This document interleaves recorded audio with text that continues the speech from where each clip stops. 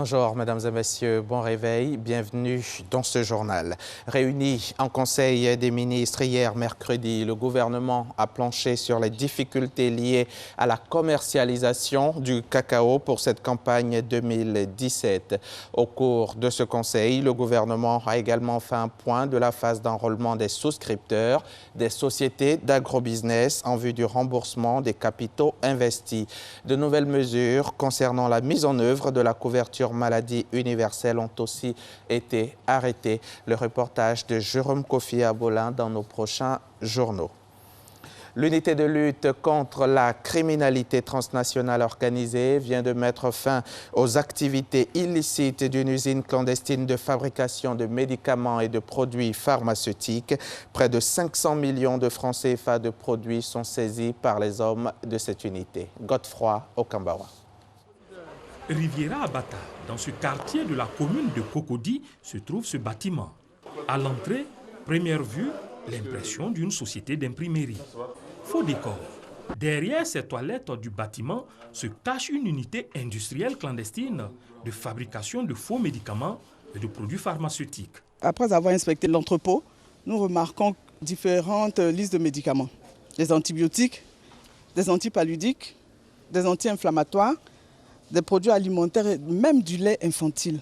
De nombreuses formes comprimées, des formes gélules et plus grave, des formes injectables. À l'endroit de la population, les professionnels de la santé ont mis en place un circuit qui leur permet de se soigner. Il faut qu'ils prennent conscience, c'est uniquement à l'intérieur de ces structures-là qu'ils pourront garantir leur santé. C'est en exploitant une information anonyme que les agents de l'unité de lutte contre la criminalité transnationale organisée ont pu mener cette opération de démantèlement. Nous avons découvert un laboratoire clandestin de fabrication de toutes sortes de comprimés.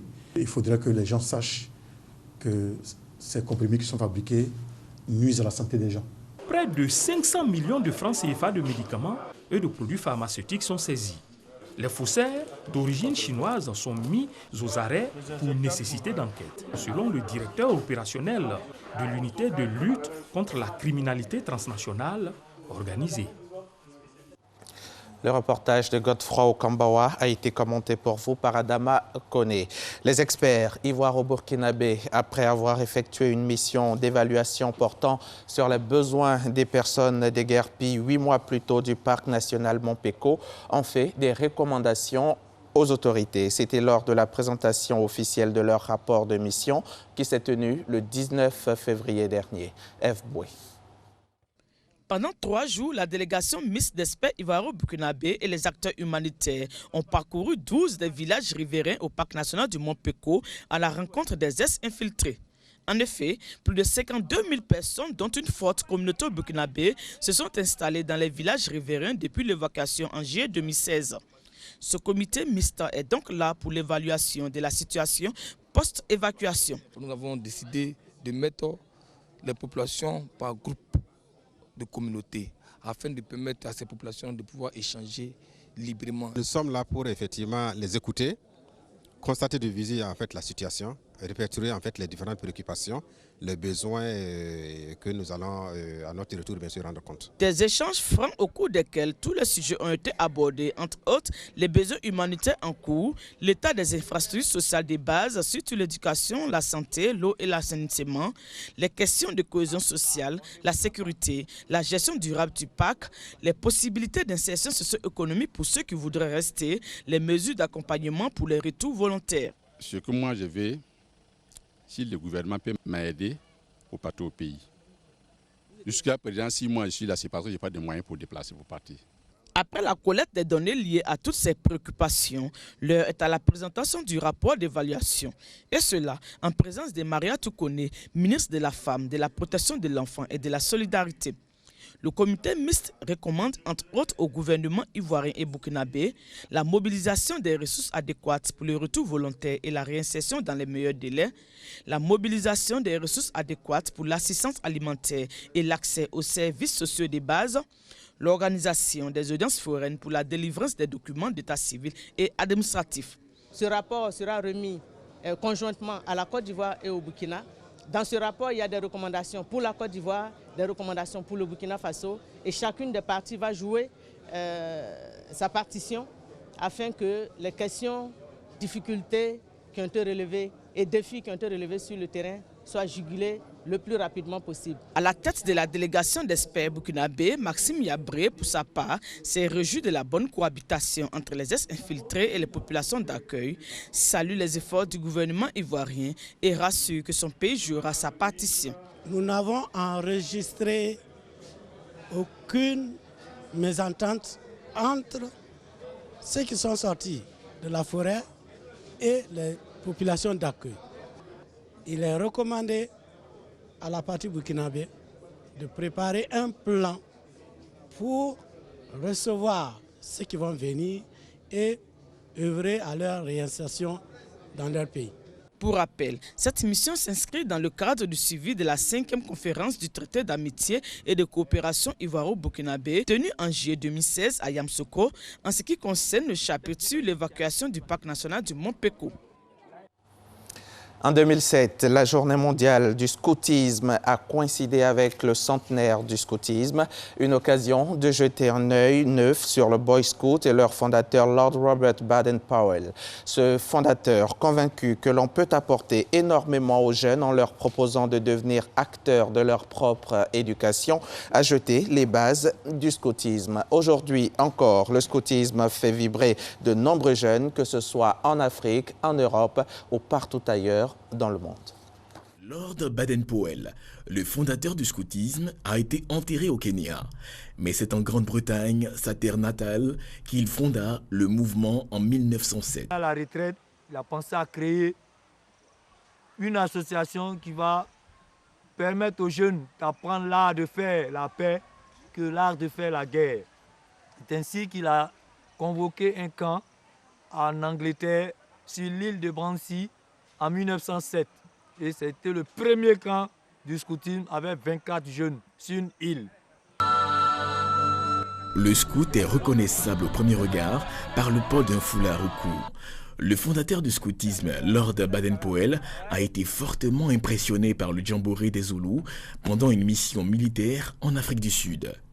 En Côte d'Ivoire, le jamboree se tient tous les 4 ans.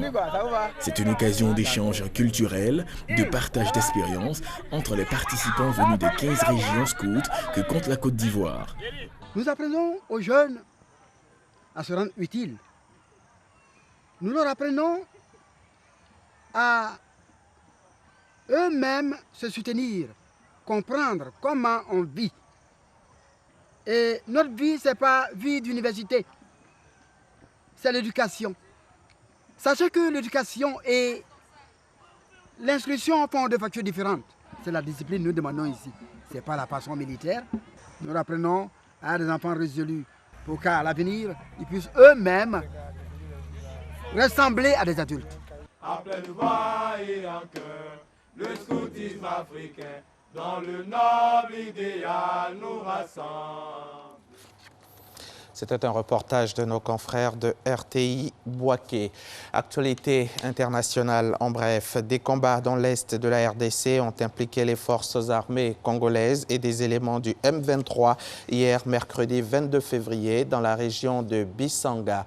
Une altercation qui a impliqué un nombre inconnu de rebelles. Un certain nombre ont traversé la frontière pour trouver refuge en Ouganda. Un rapport conjoint des partenaires humanitaires du gouvernement burundais et des bailleurs de fonds intitulé « Aperçu des besoins humanitaires en 2017 » tire la sonnette d'alarme sur la crise humanitaire dans le pays. Le rapport publié en janvier lance un appel de fonds de 73 millions de dollars, soit environ 40 milliards de francs CFA à la communauté internationale en vue de faire face à une situation humanitaire qui se dégrade rapidement. Le président du MODEM a annoncé qu'il ne serait pas candidat à l'élection présidentielle française lors d'une conférence de presse tenue hier mercredi depuis le siège de son parti à Paris. François Bayrou a proposé une alliance à Emmanuel Macron que ce dernier a accepté dans la foulée. Et puis, pour terminer, ici en Côte d'Ivoire, les présidents des clubs des sports paralympiques ont organisé un point de presse récemment au siège de la Fédération ivoirienne des sports paralympiques. Objectif, dénoncer l'attitude de l'ex-membre de la commission médicale qui se réclame désormais être le président de l'instance fêtière. On en parle avec nos reporters de RTI Sport. Face aux agissements du docteur Koné Adama, ex-membre de la commission médicale, aujourd'hui se réclamant à la tête de la Fédération ivoirienne des sports paralympiques, les présidents des clubs régulièrement affiliés à l'instance fédérale sont montés au créneau à travers un point de presse pour dénoncer cette attitude visant à créer un bicéphalisme au sein de cette fédération. Le président Trazier Serge Pacom est bel et bien en place.